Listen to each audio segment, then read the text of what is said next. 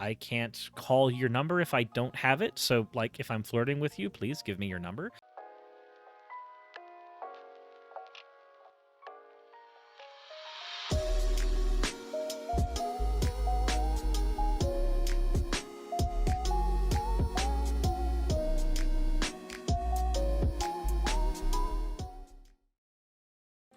Who's ready for one of the lovely, classic questions atheists can't answer videos? You tired of those yet? Because I'm tired of not seeing enough of them. I miss them. They're fun. So we're gonna go ahead and get into them after we get Drosius's Ara, you fucking degen. Let's get to the fan art section first, and then we'll go ahead and get into things.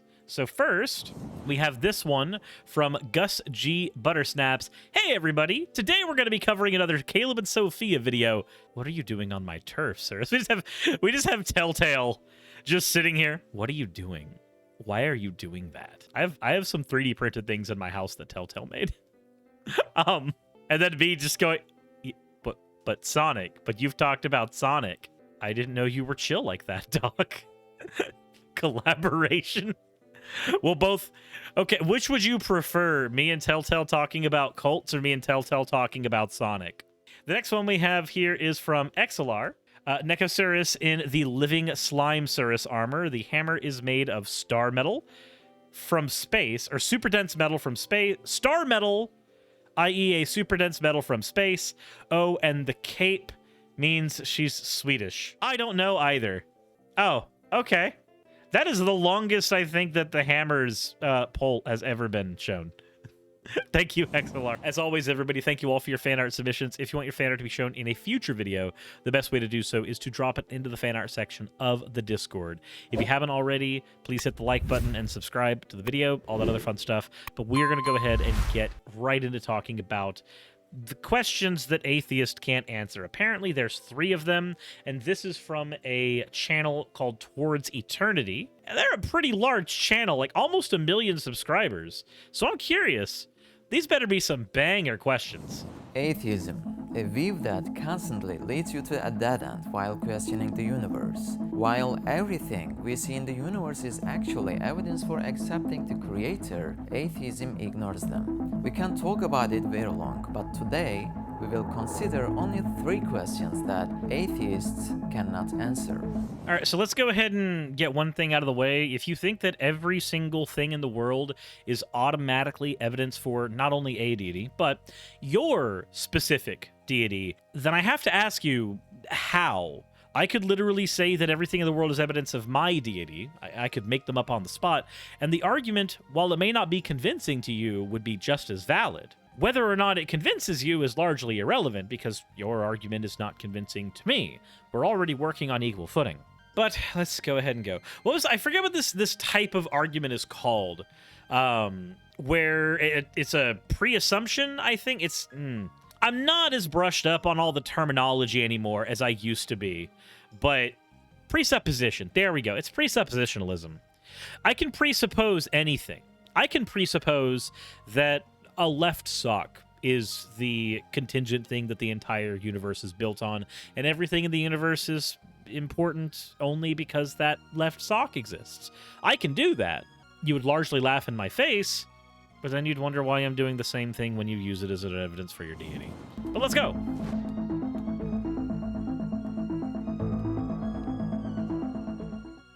Question number 1. Where do these characteristics come from? Characteristics of what?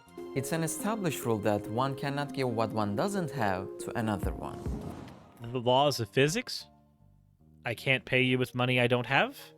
I can't hand you a rock that I do not possess. I can't call your number if I don't have it. So, like, if I'm flirting with you, please give me your number. Like, I don't... What? This is just how physics work, my guy.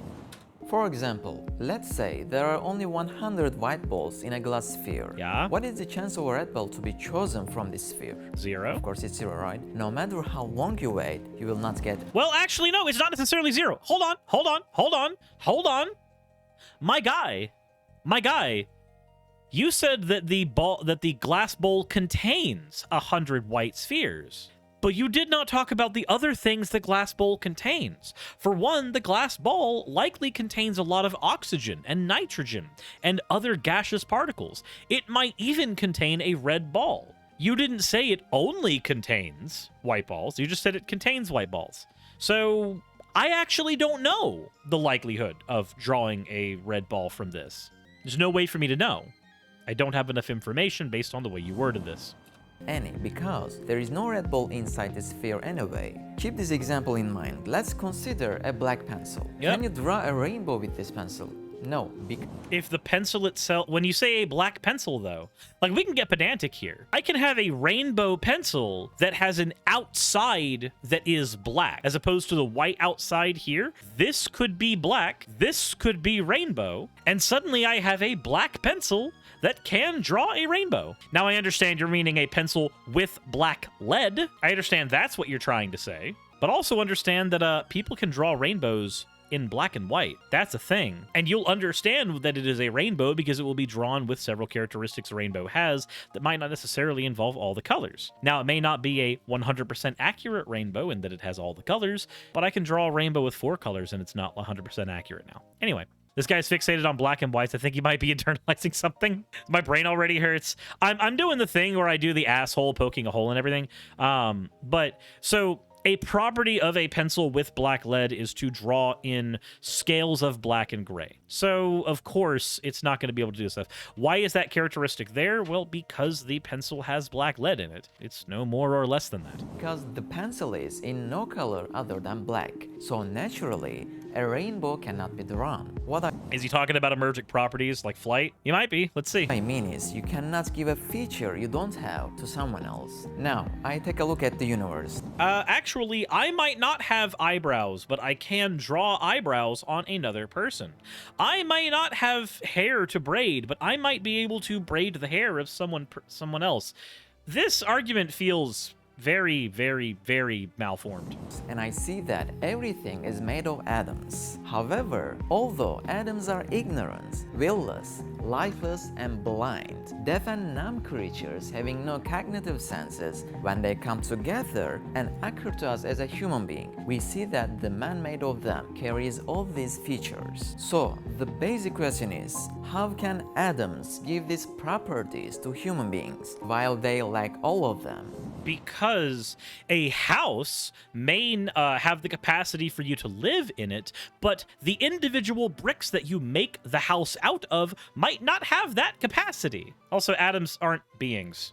They're not beings. They're building blocks, literally, like bricks. This is what happens when you have a being made of component. My eye is made of a lot of component parts. If you get rid of some of those component parts, it ceases being a functional eye. My skin is made of several component parts. If you get rid of those component parts, then you're my cat and ow. But realistically, there are several things that are made of component parts. Nobody has accepted this premise that you've given, that is, a thing cannot bestow onto another thing a property that it does not have. The sun does not have the property of cancer, but if I go outside for too long, you can bet your ass that the sun can give me the property of cancer. I'm sorry, but like this does not track with reality, my guy. As they cannot be the true sources, there must be someone else holding these attributes. No, what you're doing is called essentialism. You are arguing that there are certain things that are essential to human beings that must be essential to the atoms that compose them. What you're ignoring, though, is that while the atoms themselves may not have what we understand to be sight, they do, however, have potential. Just like my forehead has potential to measure the depth of the drywall in my house. That potential is always there. I've always had that potential. Now, whether or not I execute on that potential comes down to how much of your video I watch this day. Likewise, whether an atom is used as a component part for an eyeball or for a toenail is based on the circumstances and where it happens to be located. Because the atom that cannot see cannot create the seeing eye. The atom that cannot hear cannot make the hearing ear. The brick that I cannot live in can yet somehow make a house that I can live in. And? The atom without life cannot form the human who has life.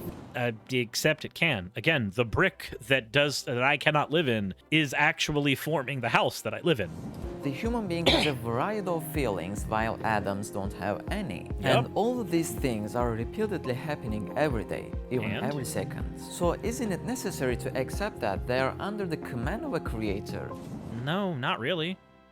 That's a giant leap of faith. That is a huge leap of faith. Who has attributes such as knowledge, will, power, life, sight, hearing, and compassion behind these atoms. No, not really. If you walk into this with the presupposition that there is a creator, then you can likely get to that conclusion. But the reality is, just as a rock does not have the capacity for me to live in it, I can still walk into a cave that is nonetheless made of rock that has had no man-made external factors. I recognize there was a bit of a problem with the brick analogy, because I assembled the bricks together to make a house. I mean, literally 40% of my house I made my fucking self at this point.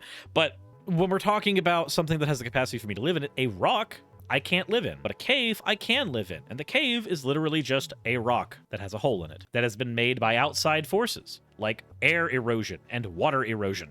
Individual things that they themselves are component parts of other things. This is a standard natural phenomenon in a world that is built on quarks and atoms. It doesn't mean that those quarks necessarily have to be able to see to grant a sight. Like with my forehead and the wall, they merely have to have that potential. A quark has the potential to become part of something large, much like how you might not be a Muslim unless you are actively participating in the religion. You nonetheless, as a human being, always had the potential to be a Muslim. But you can live underneath a rock like the dude's brain.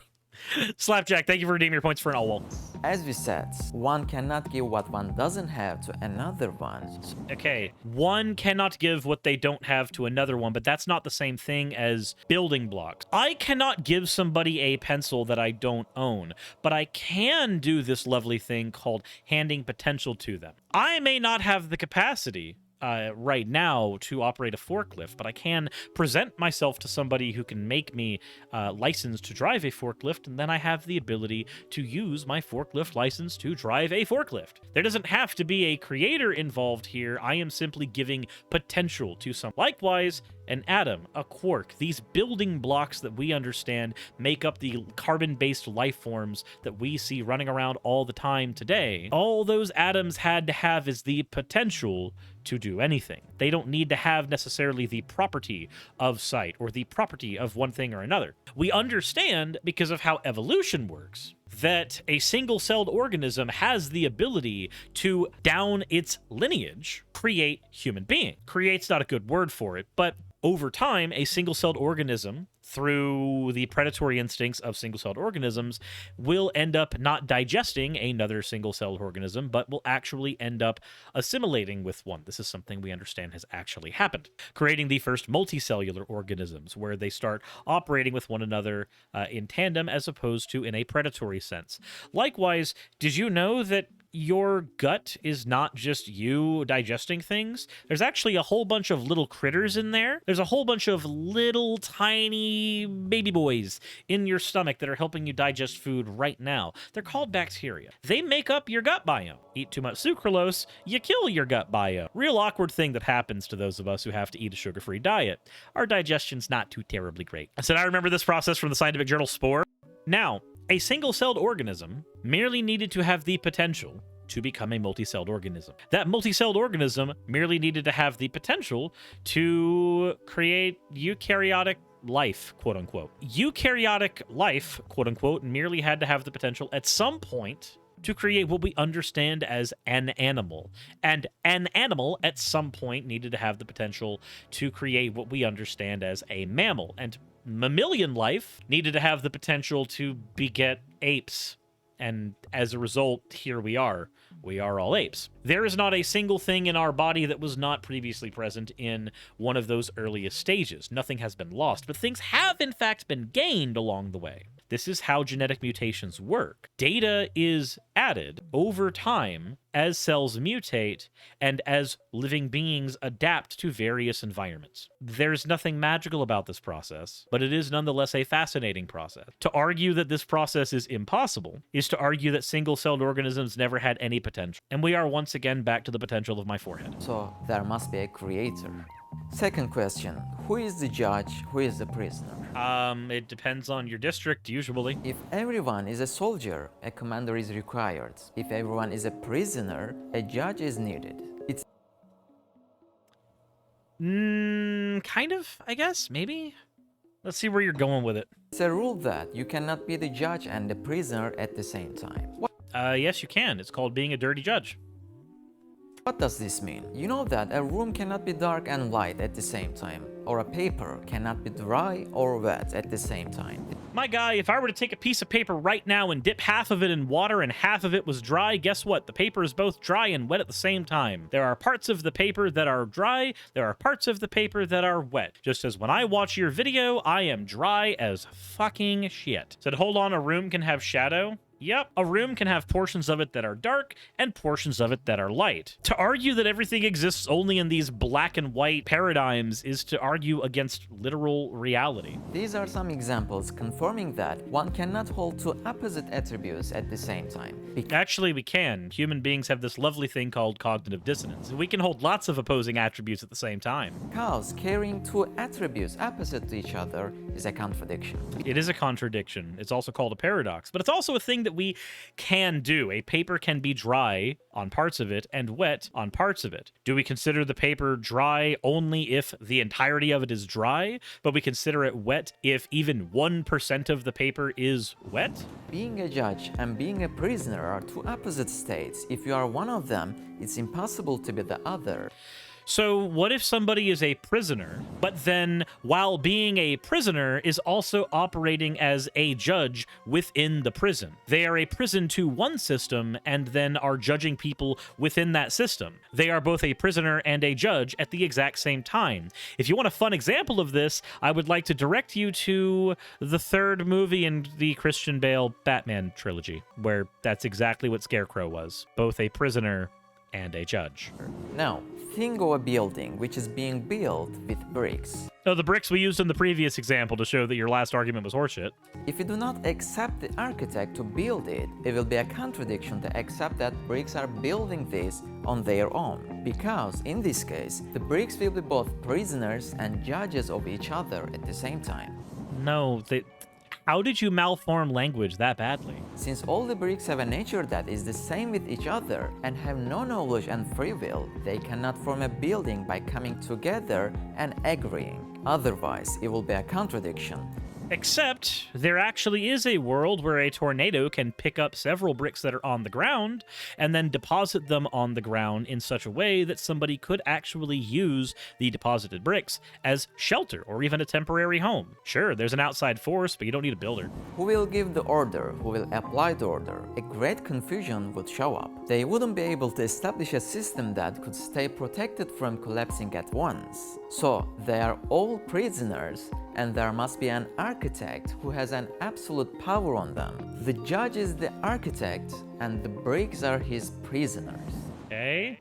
I understand the metaphor you're making, but it doesn't actually mean what you think it means. Likewise, when we examine the human body, we infer that atoms cannot make this system. 350... What? How do we infer that atoms can't make this system? How do we infer that the human body, which we know is made up of a variety of atoms, how do we infer that atoms do not make up that system? How? Literally how? How did we get there? 1,000 people are born every day. Who is the commander here and who is the applier? If we assume the atoms to be doing this job, which ones among them give orders and which ones follow the orders? How can atoms get along with each other and create so many people every day while they have no knowledge, free will, and life?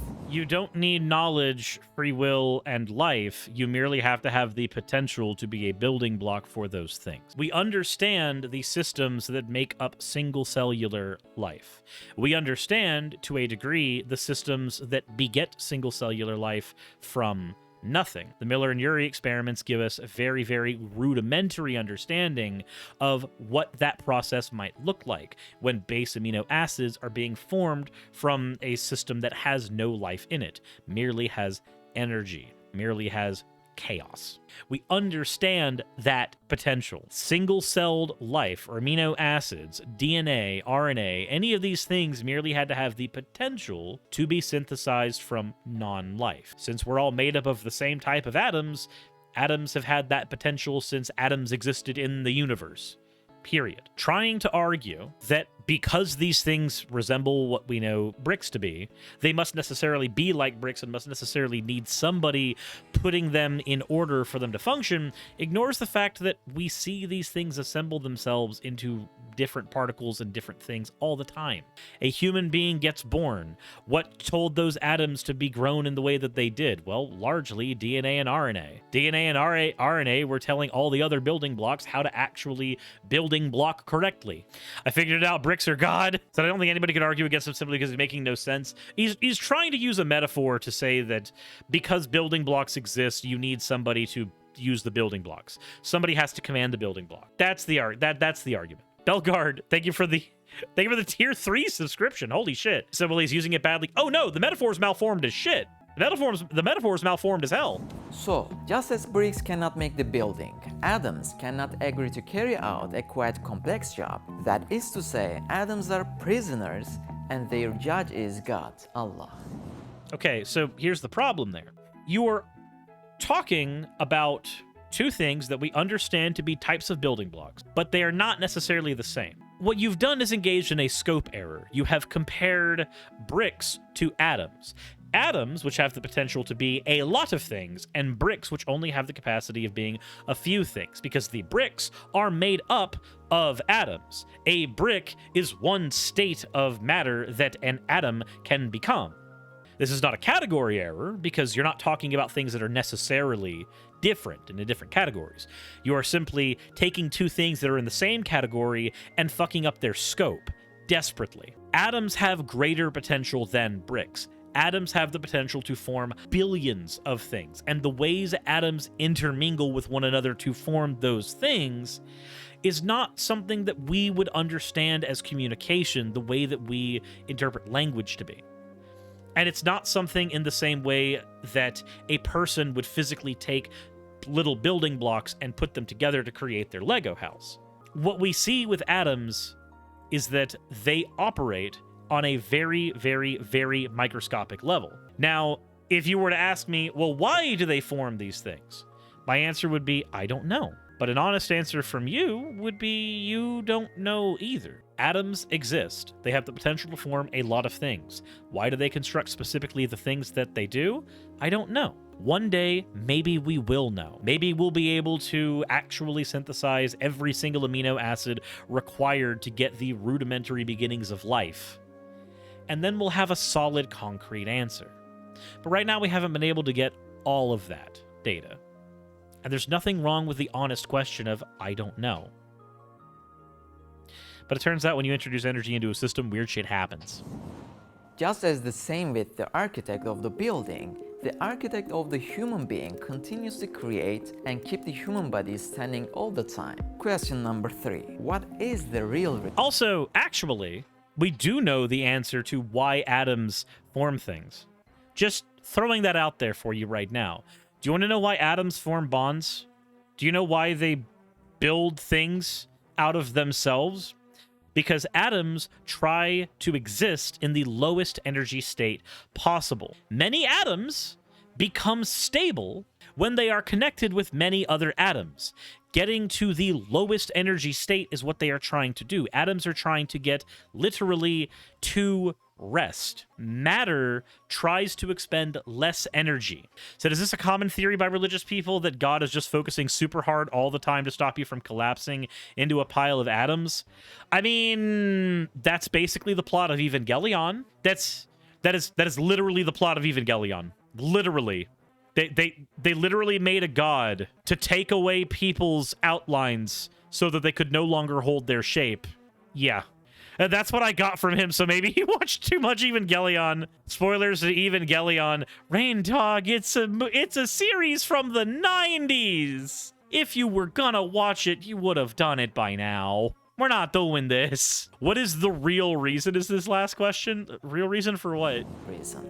Imagine that we see a train and a baby is pulling this huge train with a rope in his hand. Nobody would believe this, so they would look for a hidden cause behind it, right? Because there are no attributes such as sufficient power, knowledge and will in a baby. No doubt, another resource is required. In fact, we see gaps between causes and effects in the universe every day. While the causes are so simple, the results are extremely complex. I mean, what gaps are you seeing? Emergence of huge trees from a tiny seed. The emergence of a magnificent peacock from a simple egg. The emergence of a complex human from some simple water show us some simple water? Did you just call a sperm cell water? Did you just ignore the egg? Did you just ignore the sperm cell? some examples of the gap between causes and results. So it's necessary to look for another source behind the view, because atoms lack the required attributes such as knowledge, free will, power, and life. No. Atoms do not lack the attributes required to form life, as evidenced by atoms forming life. You are assuming atoms do not have this ability because you can't fathom an atom, something that's small and microscopic, being used as a building block for life. You cannot fathom it. You cannot perceive it. Your inability, your lack of creativity to perceive that an atom can form you when there are sufficient amounts of them together trying to make a chemically stable bond with one another. That inability does not mean, oh, God must have done it. That inability for you to perceive how that happened does not suddenly mean invisible hand in the sky made it happen. So who holds these attributes? Doesn't science explain this, you might ask? In many ways, it actually does. No, science only explains the detailed sequence of the stages of their emergence. You mean the literal thing you said that we don't have?